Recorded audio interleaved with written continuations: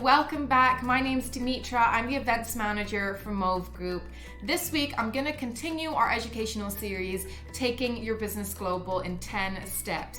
We've reached step 8, managing your personnel effectively. So I'm going to break down all the different issues regarding personnel management in order to help you continue your expansion planning.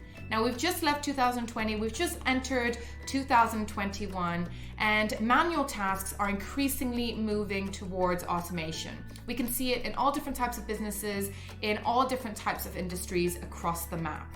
But we believe that people are still the heart and lifeblood of any organization. So how you decide to secure and distribute your personnel resources on a specific project will ultimately determine its success or failure. The same is true for organizations looking to expand overseas. Very little headway can be made without the right people in the right positions as you embark on your new venture, especially when you're entering into a new and unfamiliar location where the stakes are very high. So let's break it down. Let's start with your existing staff. Look at whether your existing staff can manage the workload of an additional location remotely. The sudden increase in new duties could impact their time, their accuracy, and their morale, which is why it's so important to keep your existing staff informed about your expansion plans and the progress that you're making. An open and honest environment will help you to achieve their buy-in to pull together through any challenges. Moving on from that, let's look at expatriating workers. So if your existing staff cannot manage the workload, or if you need resources locally, another option that's available to you is to expatriate some of your existing staff to set up and manage your new venture in country.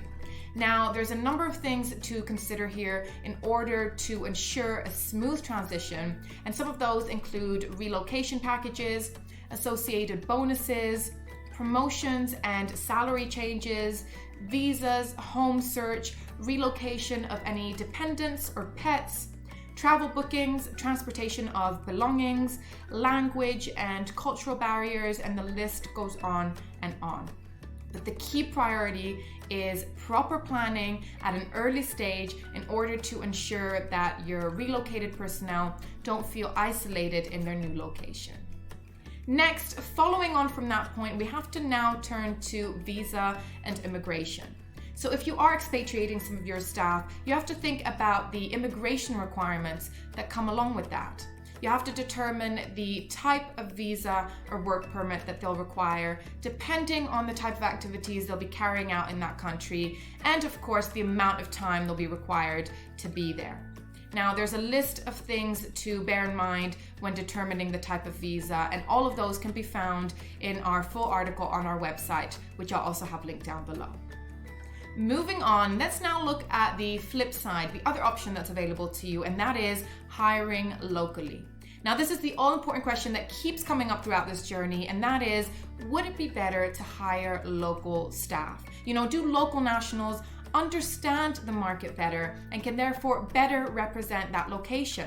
Do some of your customers respond better to companies with personnel on the ground or who speak the same language? Now, the answer to that will vary from company to company because it will depend on your type of product or service, your expansion plans, and of course, your target market. If you do decide to hire locally, you should carry out salary benchmarking for the roles that you require in that country, because salary packages may be different from your other locations, and that of course could impact your operational costs. Finally, this brings us to the last question that you should be asking yourself, and that is, can you employ locally?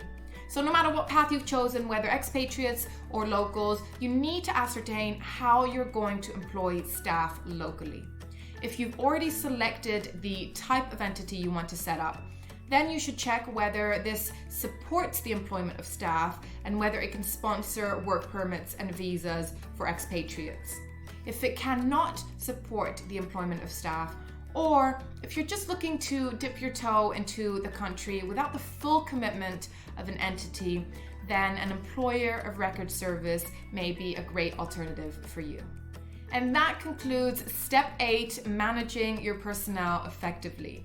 Now, I just mentioned employer of record, so next time in the penultimate installment of this series, I'm going to look at the definition and benefits of an employer of record service.